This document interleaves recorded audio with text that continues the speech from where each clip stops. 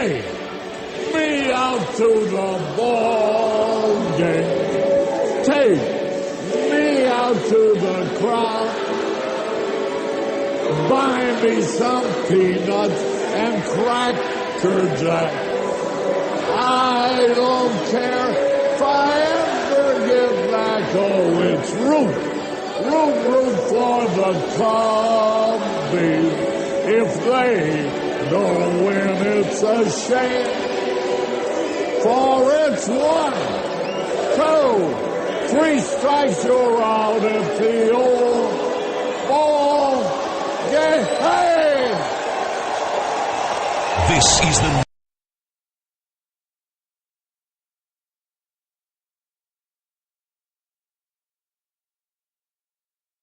I played on those fields. I went to those classes. I studied in those classrooms. Same school we saw in videos yesterday for all of the wrong reasons.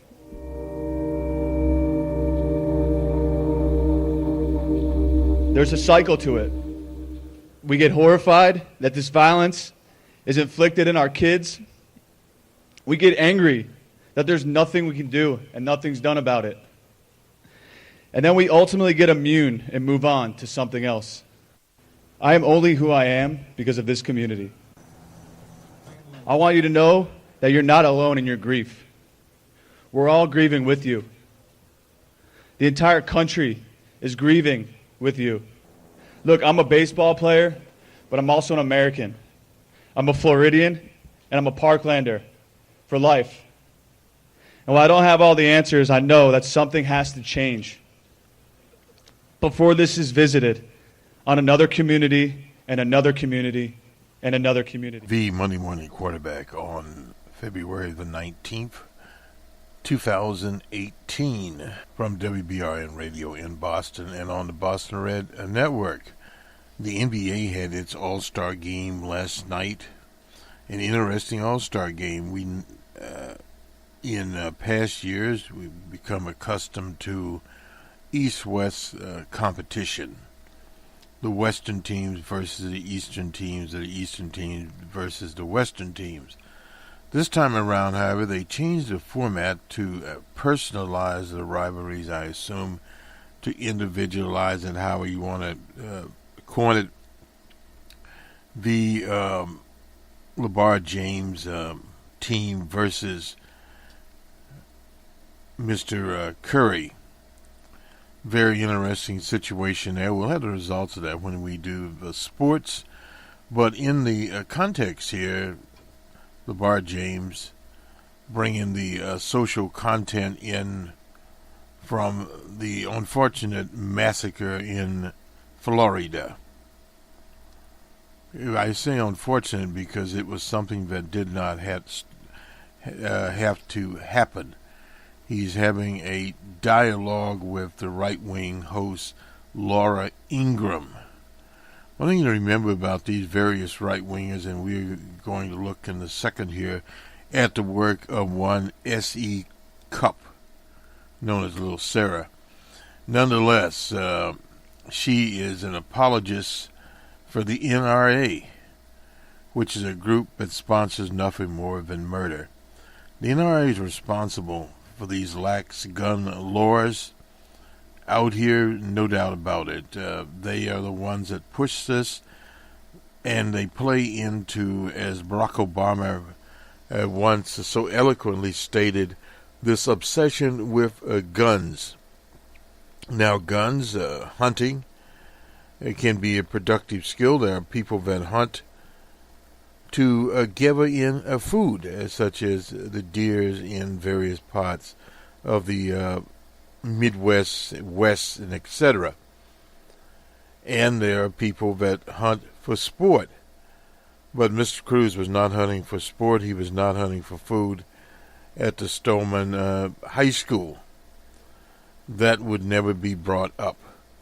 But what happens with the the Republican Party has put in, and the NRA has advanced this so-called gun rights under something called the Second Amendment. And the reason we're using Cupp's article here in CNN, the monopoly press. She says, Democrats, spare me your hypocrisy on guns. Now, this is something that is literally outrageous. She starts out by saying, Wednesday, the unthinkable happened. A troubled, deeply disturbed man walked into Marjorie Stoneman Douglas High School in Parkland, Florida, pulled the fire alarm, and waited as teachers and students poured into the hallways of the freshman wing building. As they did, he shot them, killing 17 and wounding a dozen more. Scaring the community, he was later apprehended by police and, of course, in custody. He'd been a student at the high school, been expelled. He was known by the school, the community to be unstable. Even the FBI was contacted by someone close to Nicholas Cruz. We don't know everything, but we know this. This is the worst of humanity. It is sickening, gut-wrenching, etc. I don't have the answers, as the mayor of Parkland herself said. If the solutions were simple for these things, we would have found them already. Well, we'll disagree with her. There is some answers there dealing with the guns themselves. Now, what Cup is trying to do here is glorify and gloss over violence, period. This in itself is unfortunate. As far as the background checks, this is something that the Cruz and many others that are deranged, mentally disturbed, are not in the register, period. They look for criminal backgrounds, but that in itself is a totally different situation. According to this, Cruz carried out the mass shooting, got his gun legally. I don't know why, if any system failed him or us. Well, the whole problem here is it is the atmosphere. It's not whether or not Mr. Cruz got his gun legally. He could have got his gun illegally. It doesn't honestly matter. But this whole atmosphere around the so-called Second Amendment right itself is what caused this. This BS about law-abiding gun owners, whether they're law-abiding or not law-abiding, honestly does not matter. You had the same situation out in Las Vegas, Nevada. And the reason for that is the irrational exuberance around guns. Not necessarily the purchase of guns, but the whole cult or culture of guns, having not only the gun, but a supply of ammo that could outfit Patton's army, literally. 50-round clips on these guns, the AR-15s, and not only that, many of these people have several AR-15s, several 9mm, and we go on and on and on. There was an attempt by the Clinton administration to outlaw some of these, and they were outlawed, but that legislation passed out. Now, many of these journalists she attacks here blames the gun lobby for what happened. They blame the NRA, and they should blame the NRA, period. They blame the Republicans because the constituency of gun owners. And why the constituency of gun owners? Around this irrational exuberance of the gun itself, period. So they cater to, placate these people, pander to these people. That is the backbone of the Republican Party. Why? Because it gets votes. These people, at first they put the fear into them that during the rebellions in the 60s, that people from the urban centers would be coming to get them. Now, I don't understand how they figured that people from Washington, Detroit, Chicago, etc., Los Angeles, were going to Pocatello, Idaho. That obviously does not make sense. But that was what was out there. It was a racial situation, so we now see that in Laura Ingraham as we move on from this fool here, what's the name, Cup. But anyway, period. And then she has the audacity to say the NRA was behind background checks. Well, S.E. Cup doesn't know what she's talking about. The only reason they got background checks was to throw subterfuge out here. Period. And let me quote this moron again. They never, these journalists asked those lawmakers what Democrats did about gun control when they had the White House and the Senate for 2 years on Barack Obama, because the answer is nothing. Well, part of the problem here was the reason they didn't do anything was that you had some of these quote-unquote conservative Democrats around there, and the Republicans, they couldn't get it done. Democrats were too afraid of losing their seats like they did in 1994 to pass another assault weapon ban. Well, this whole situation here, one has to understand that millions of dollars by the NRA targeting these districts, they lost the damn seats anyway. Period. Instead, they shake their heads, wag their fingers, and look at the cameras and tell us to shut up. Because journalism, if they spend an hour blaming Republicans for the deaths of the children there, the children are going to be marching on the 24th of May, and they will take care of that particular line of business. Maybe they'll stop discussing activism as journalists. Those Republicans would talk with them. Well, and that's not the time to talk. What is not, but that is not happening. Instead, we keep the same old one-sided conversation on it. Well, the situation is at the end of the one-sided conversation, and take this into the political ring. Somewhere here, here's where this moron, they in fact blame you because you, without a law degree, they surmise you can't really understand the Constitution. Your ill-conceived notion of what the Second Amendment is. The Second Amendment rights means, is the problem because you are too stupid to interpret it correctly. You know the way they do. Anyway, the whole problem is here. The Second Amendment to the Constitution was written in the 1700s, the right to bear arms for militias. Now, these militias, at that particular time, you did not have an organized military. When you had an organized military, that was left over, and it should have been modified, but it was not. That's the history of the Second Amendment. These militias themselves were, as they say, supplanted or replaced by national guards, in other words, state organizations, and federal military. They didn't have that at that time. They had just militias there to protect the people. And also at that time was a frontier thing. You were talking about single action guns. You were not talking about AR-15s. So what they use is an amendment that's totally misinterpreted. It appears like Justice Holmes said fire in the theater. People can have a gun, but it has always been restrictions. In fact,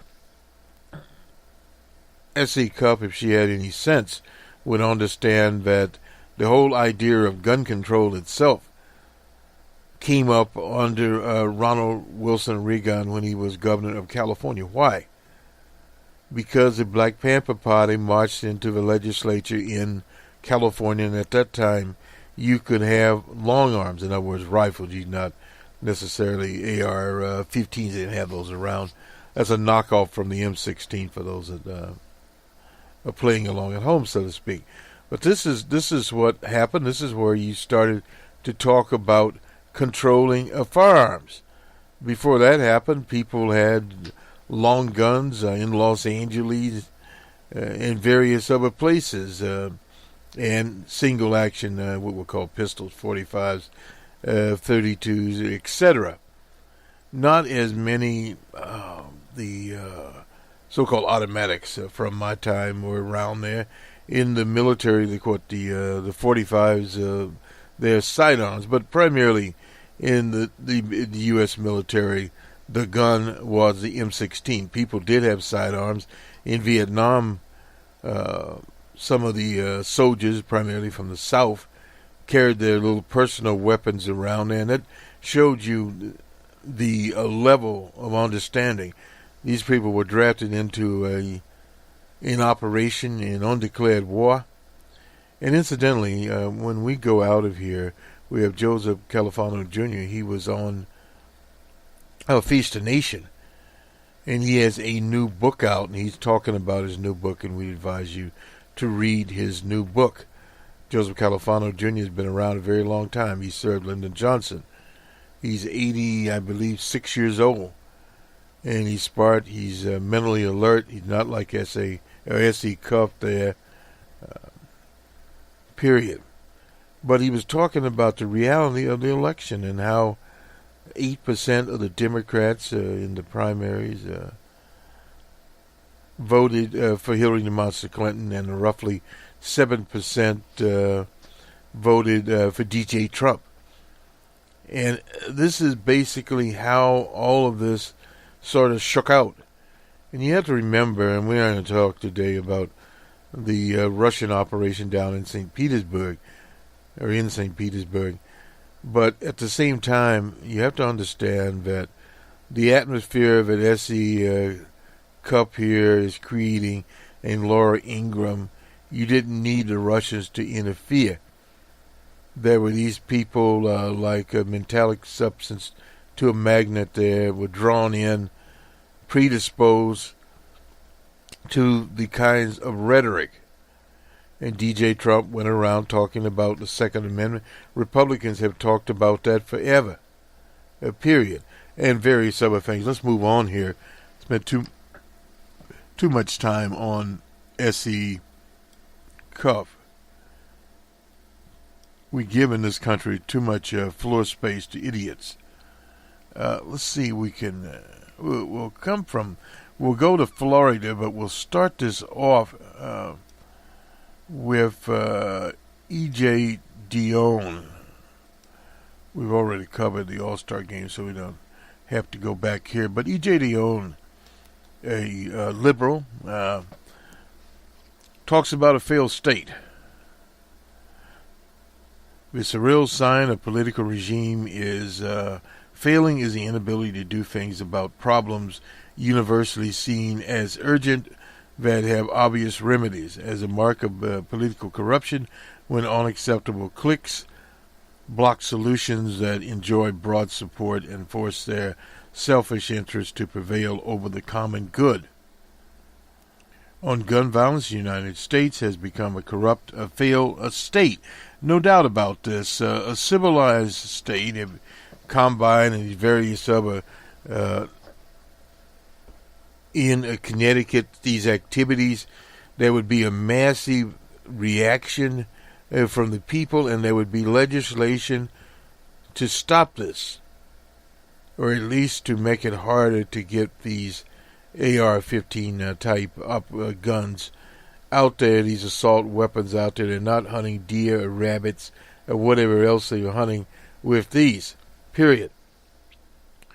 This is the only conclusion to draw from the endless enraging replies of the same political replays, of the same political paralysis. No matter how many children are gunned down at our schools or how many innocent Americans are slaughtered at shopping centers and other public places. Whatever happens, we can't ban assault weapons. We can't strengthen background checks. We can't do anything. In corrupt, failed states, politics is about lying and misdirection. Our guns, our debate is a pack of lies and evasions.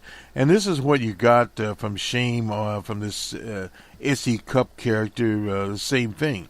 In other countries, In other countries, there's the phrase thoughts and prayers.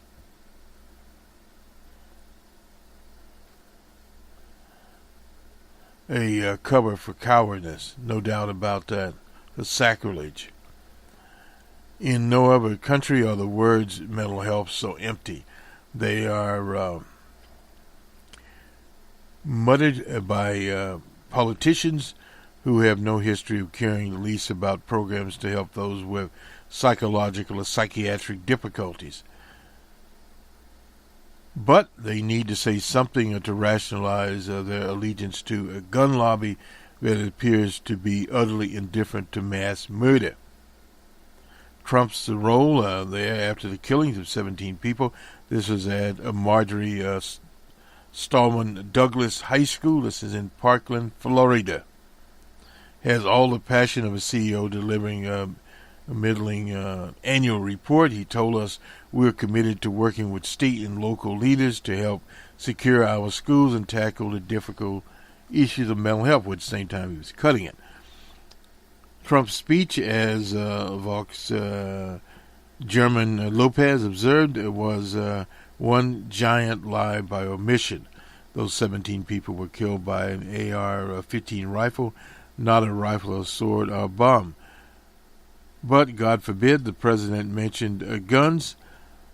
Vox also noted that people with mental illness are more likely to be victims and not the perpetrators of violence. Yes, and if Trump cared so much about mental health, he wouldn't have proposed a $250 billion cut over a decade in Medicaid, which pays for more than 25% of the nation's mental health care.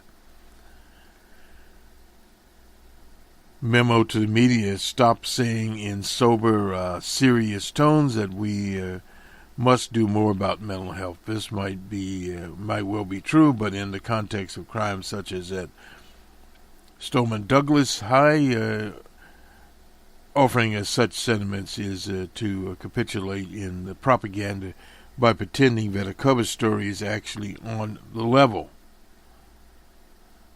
We should not have to point out over and over again why mental illness exists everywhere. Other countries do not have killing sprees compared to ours. He's talking about in the U.S. here. Trump brought home this complete indifference to suffering in Florida with a tweet over the weekend that could have been described as obscene.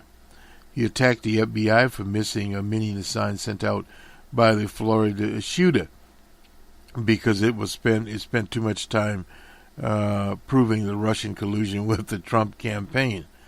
It was an extreme example of his pathological self-involvement and astonishing exercise in evading of the issue at the heart of the tragedy. At the heart of the tragedy, our political system failed to address an epidemic of violence is the Republican Party's decision to become a paid agent of the gun lobby. In other words, prostitutes for the gun lobby like S.E. Cupp. The party's law and order cares about neither if it's doing so, meaning causing the least disturbance to the National Rifle Association.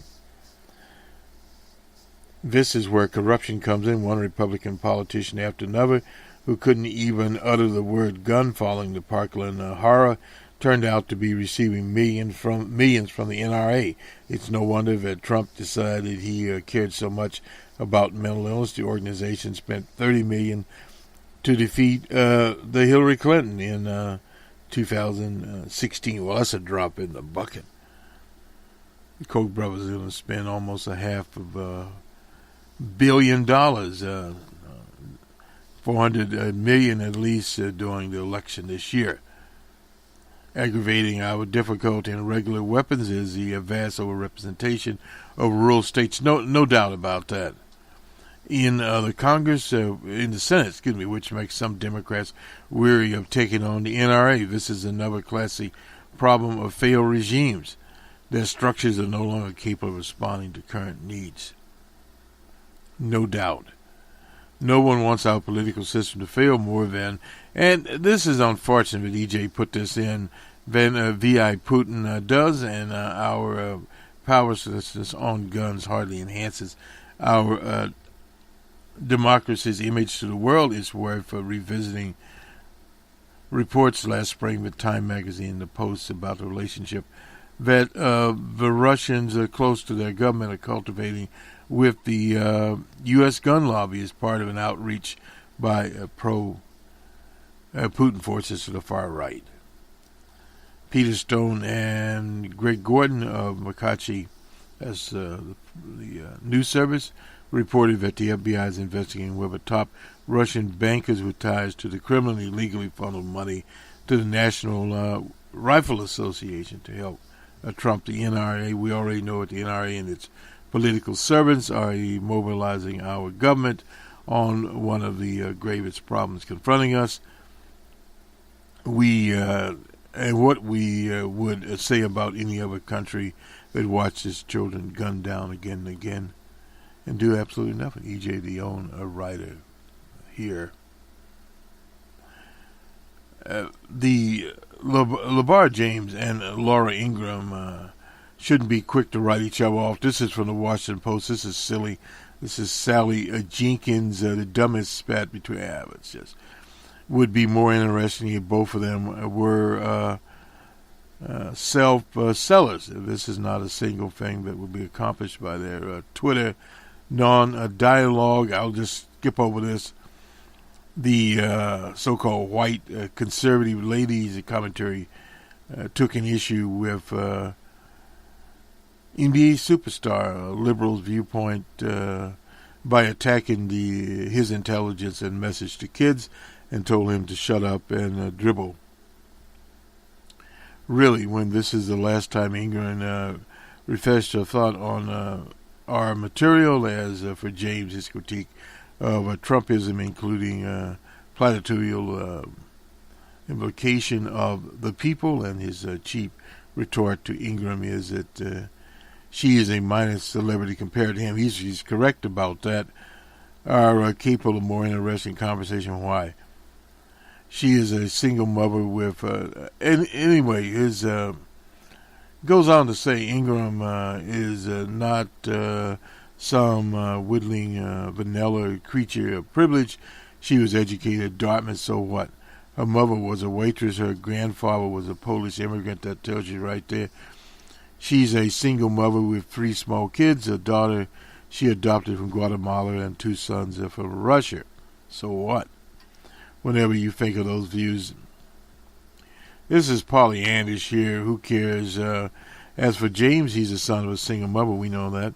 A retail clerk who had him when she was a teenager. Circumstances of his childhood in Akron are well known, except for England. Apparently, there are dozens of things there.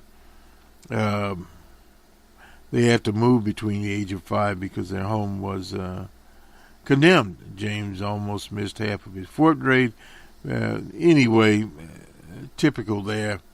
A situation where James did, in fact, she claimed James didn't finish high school. She lied.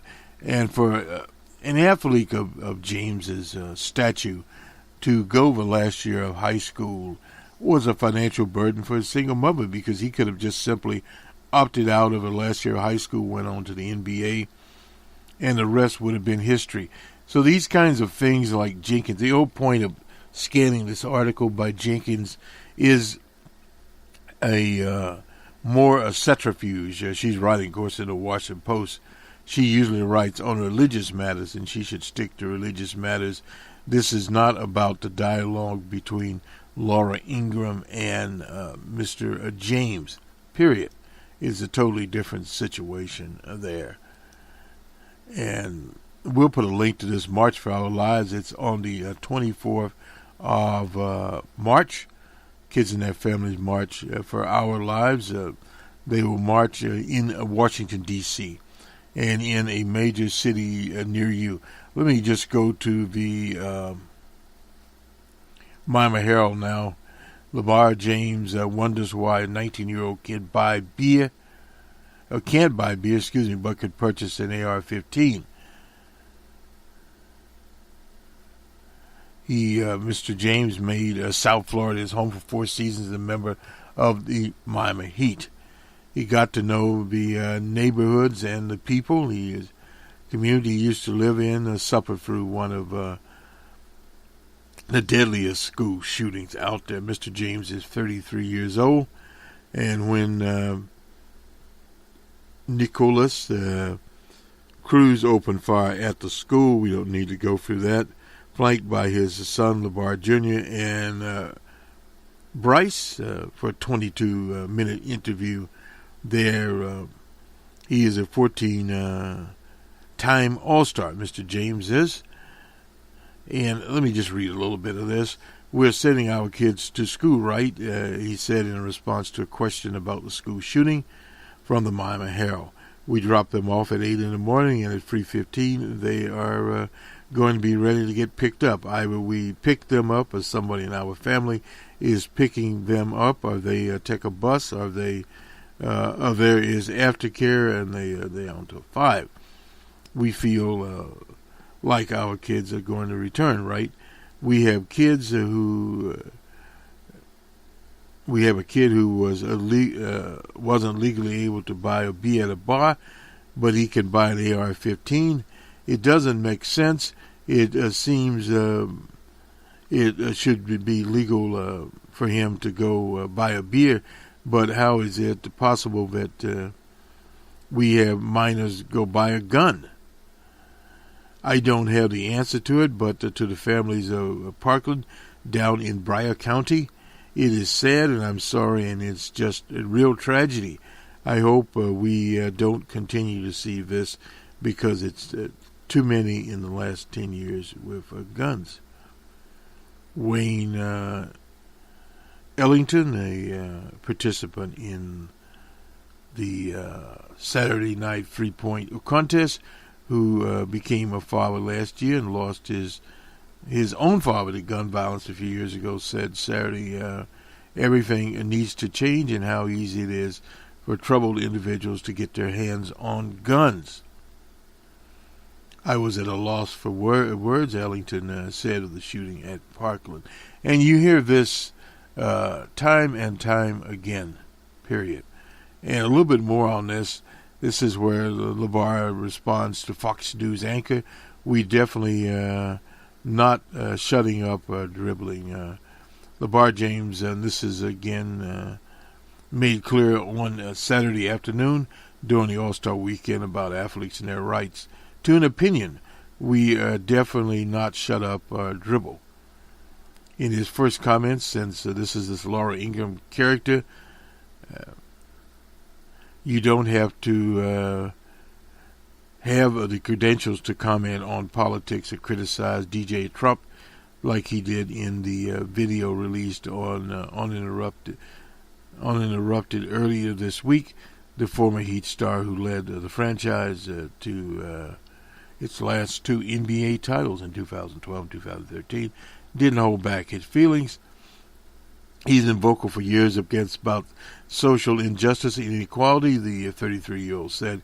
He will continue to be. Actually laughed first when I saw the reports, James said Saturday afternoon at the L.A. Convention Center, as he and 11 other All-Stars on his team, as we talked about the new team concept, and then watched the video of how it was pulled off. First of all, I have no idea who she was or what she does. She won in a case because now I know she is who she is. And for her to go up there and say that what she said, first of all, I would have had a little more respect for her if she actually wrote those words. She probably said right off the teleprompter, in words, she's an idiot. We are back to everything I've been talking about over the last few years, James continued.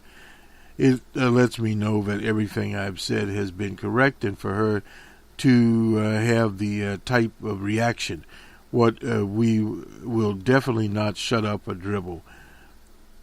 I am definitely I definitely will not do that. mean too much to society. I mean too much to the youth. I mean too much to so many kids who feel like they don't have a way out and need somebody to help them out of the situation they're in. I also wish that she would have done a little more fact-checking, because I did finish high school and didn't leave early. I graduated from high school. You know, to be an African-American kid growing up in the inner city with a single-parent mother and being financially stable, and to make it where I made it today, I think I've defeated the odds. I want every kid to know that, and I want everyone to know that the youth, they can do it as well, and that's why I'm just not shut up, dribble. And Kevin Durant, in the uninterrupted segments with James that was released Thursday, filmed in a car driven by ESP anchor Carl Champion, called the comments of Ingram racist.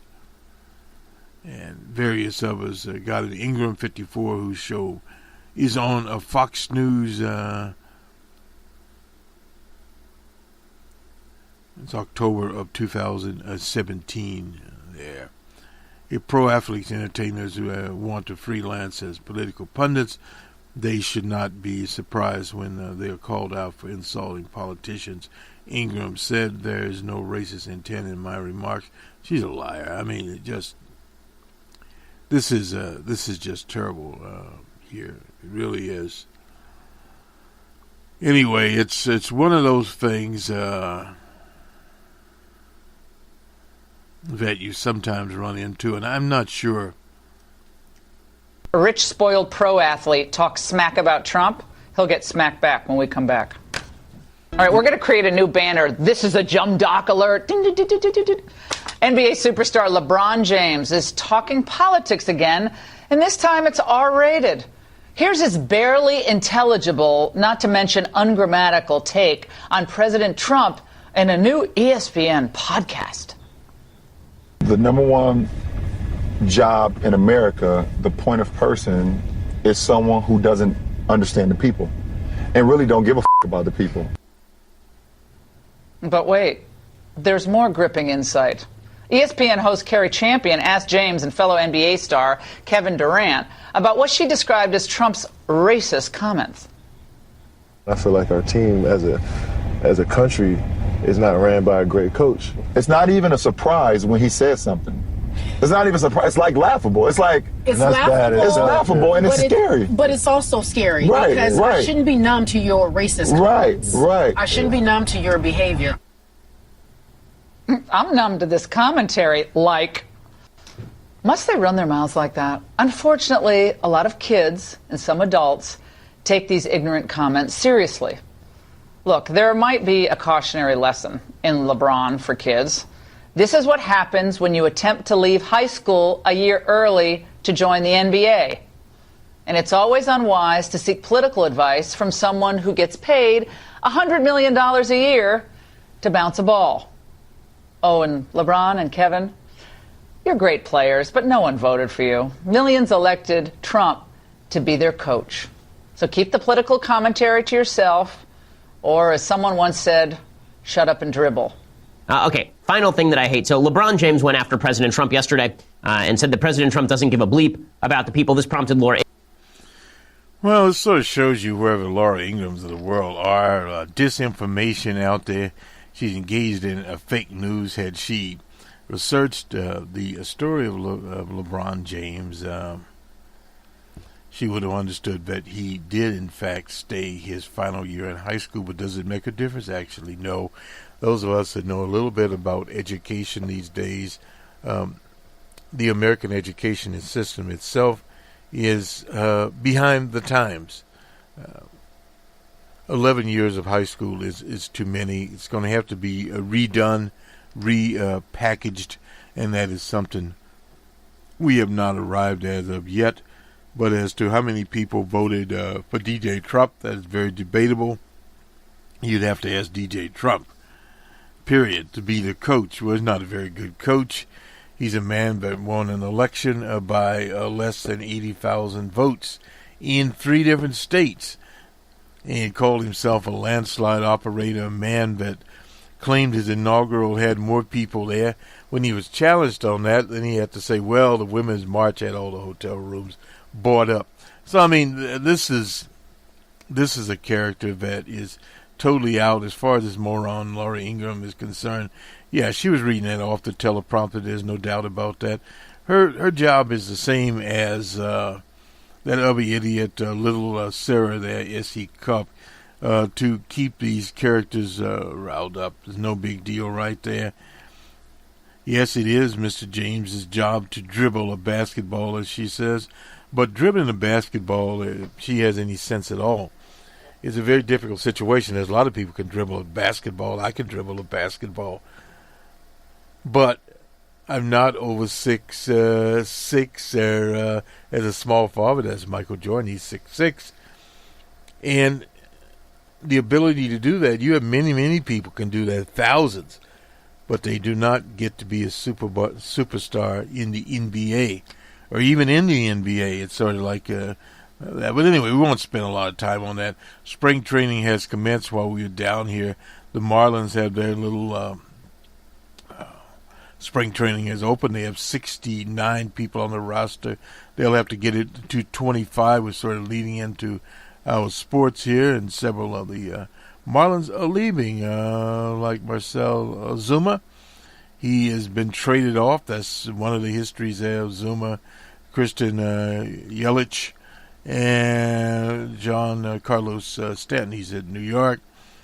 And I believe Marcel is has been sent to St. Louis. He'll be a Cardinal there, Ozuma, and the Cardinals avoid arbitration, so he'll get $9 million. He's a very good player. We've seen him before. So you'll see a lot of people here playing in there, and we'll be getting ready in a few days here to start tuning in to spring training, I believe, in a couple of days, this week, actually. So we'll be covering sports much more in its entirety. We did announce that the Florida students will be marching on the 24th, March for Our Lives. It's called the 24th of March. Yeah, and we'll put this up, and now we'll do the sports. So, okay, we're back live again. Let's start off here with the Capitals. Devante Smith Paley responded to racist attacks. He is with the Capitals here. Mr. Smith Pelly, did I say Paley? Pelly was a rookie tournament. Was at a rookie tournament in British Columbia 8 years ago when he first heard a fan yell that he should play basketball. Smith Pelly, an African professional hockey player, immediately understood the implications that someone his skin color didn't belong in sports, mostly by Europeans. He was angry. He didn't want anyway on Saturday night in Chicago. Smith Pelly took a seat in the penalty box for a fan sitting against the glass beside the box in seats that cost now $500. These are not just some run-of-the-mill, quote-unquote, redneck types. For season ticket holders, chanted basketball at the Washington Capitals forward, and, of course, Mr. Smith Pelly reacted. He notified the off-ice official sharing the penalty box with him, and he walked up with his stick to confront them, and, of course, they were rejected from the United Center. So this is some of actually what is going on out here. We will talk a little about spring training here. Incidentally, the game, Mr. LeBron James, I always call him LeBar for some reason. Anyway, Mr. LeBar James and Mr. Stephen Curry's teams here. It ended up Team LeBron 148 to 145 over Team Curry. And Team Ingram got a 0 in the situation there. No doubt she's there with her mouth open. I think we'll leave it at that. Anyway, in the Olympics, the Winter Olympics, Norway is ahead, and this is the count of medals here, at 26, and then comes Germany at 18, and then Canada at 16. We look at golds. Norway has 9. Norway also has 9 silvers and 8 bronze. We don't have the whole thing here. We won't have it here. Anyway, let's skip to college basketball. Wichita State, the Shockers, number 10, and Cincy, number 5. The Shockers, 76-72. Penn State, and number 6, Purdue. Purdue, 76. Number 6, 76-73. Ohio State and is number 8, and Michigan, number 22 in rankings here.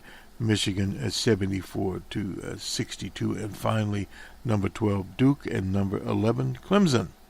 Duke 66-54, back at their winning ways here. We'll go to the National Hockey League because we want to talk a little bit about baseball spring training. We did a little bit of that out of Florida. Anyway, the Flyers and the Rangers. Flyers 7-4 there. The Flyers of Philadelphia and the Rangers of New York. The Oilers and Avalanche. Oilers 4-2 in that contest. Edmonton Oilers and the Colorado Avalanche. The Devils and the Hurricanes. Devils 3-2. The Devils of Jersey and the Hurricanes of Carolina. The Penguins of Pittsburgh and the Blue Jackets. Penguins 5-2. And the Blue Jackets of Columbus. Okay, anyway, these funny names. The Maple Leafs and Red Wings. Maple Leafs 3-2 in that contest. Toronto has the Maple Leafs. Detroit has the Red Wings. The Panthers, not the Black Panther, not the movie, and the Jets 7-2 in that contest. The Florida Panthers, in this case, the Winnipeg Jets. New franchise in Winnipeg. Winnipeg used to have a team. I can't remember who they are now. Anyway, the Stars and Sharks of San Jose. Sharks 5-2 in that contest. Now the spring training is kind of interesting here as to where they will be. First of all, the Arizona Diamondbacks, they will be at Salt River Field in Mesa, Arizona. Wait a minute. In Scottsdale. And kicked off February 18th. The Cubbies, our Cubbies at Mesa, Sloan Field. We're familiar with that. All of these are 18th. The White Sox, where are they? Glendale. And the Reds of Cincinnati at Goodyear Park. And who else? Cleveland, and also at Goodyear Park. I guess they both play there. The Rockies of Colorado at Salt Lake Field. And the Kansas City Royals at Surprise Stadium. That is in Tampa, Florida. The LA Dodgers at Tampa... or at Temple, Stadium there in Glendale. Oh, the LA Angels, I'm sorry. And the LA Dodgers are in Glendale and Tempe. So those are some that play out in Arizona. The Milwaukee Brewers, they are at in Mesa, Arizona at Maryville Ballpark, wherever that is. The Oakland A's...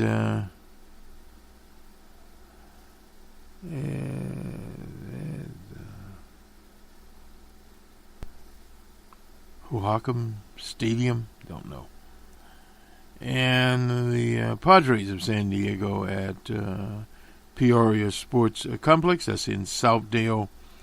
Oh, I see. Peoria, Arizona. Anyway, the Giants in Scottsdale Stadium. The Mariners also in Surprise, and the Rangers in Surprise Stadium also. Now this is in Arizona, called the Cactus League. Now to the Grapefruit League, Atlanta at Lake Benavista Champion Stadium, Baltimore and Sarasota, Florida, the Boston Red Sox at Blue Jet Park, the Tigers of Detroit at Joker Merchant Stadium, West Palm Beach, Florida, the Houston Astros, ballpark, Palm Beach,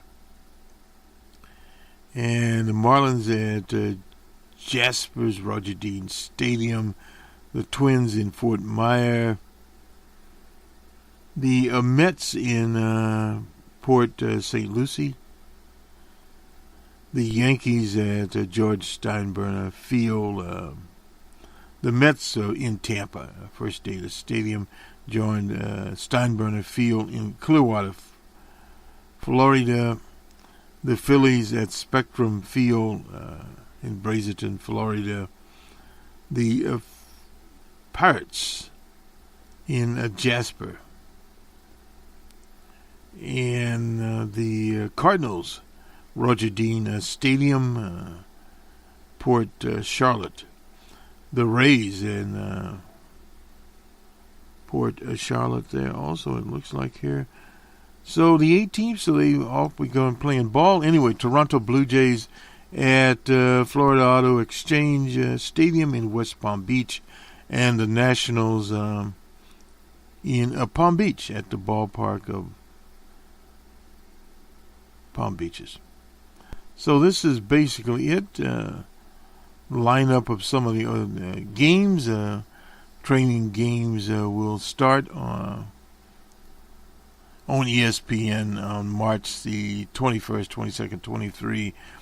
They'll have the Astros at the Nationals and the Yankees at the Twins, and the Red Sox at the Yankees, and the Cubs at the Red Sox. That's on the 27th of March as we start to open up the season, and we'll be looking back at the actual baseball schedule here in weeks to come.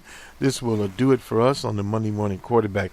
Incidentally, we're working on a special production of the Black Panther. That's by Mr. Kugler out of Oakland, a young African-American director. I think he's 31 years old. We looked at some of this. We'll have some comments from him. We'll talk there about the elements involved in African futurism, I believe it's called. I have to look back at some of these things because we don't have everything here.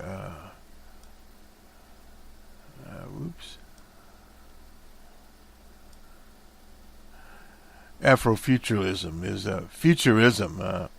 Is what we'll be talking about, and the Black Panther, of course, was created in 1966 by two Jewish fellows from New York here. Anyway, Mr. Kugler, I think I pronounce his name, and so it's not something that just appeared yesterday here, and all African, a lot of Africans in the cast here, and how the thing is based upon a mythical African country here. Ryan Coogler out of Oakland. Anyway, he did a film on Oscar Grant. So he's a very good film director. In fact, he's grossing millions of dollars. Led the week here. From the financial side. So we'll have this all angles. We're going to have this out today, but working more on it. And we also have some interesting stuff from the people at, I believe it's USC. Look at it. Very quickly here. Yeah. on Hollywood diversity. This is out of USC, Rap Bunch. Remember Rap Bunch? He participated in the Mideast war. Was a diplomat there. Anyway, Rap Bunch Center for African American Studies at UCLA.